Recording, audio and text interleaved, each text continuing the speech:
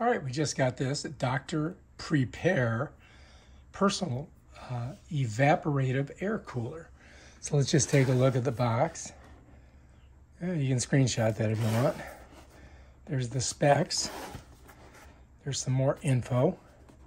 And let's take a look and see what's in here. We'll just open her up. All right, so we've got directions. This, you got to freeze your ice cubes in.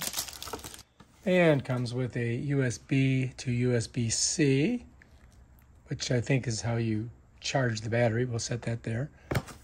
And then it's just one giant unit. Let's go ahead and get it out of there. Set her down. And unwrap her. First, before we can get it working, and I believe we will have to freeze some water. Oh yeah, this is, of course, how do we open this? Oh, here it is. I think I found it. All right, let's see what this looks like. All right, so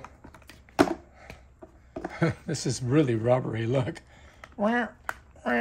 So anyway, we got to put water in there, freeze it, and then I do believe we have to put it inside of the unit itself, and we have to charge that unit. So that's basically the three things that you get with this.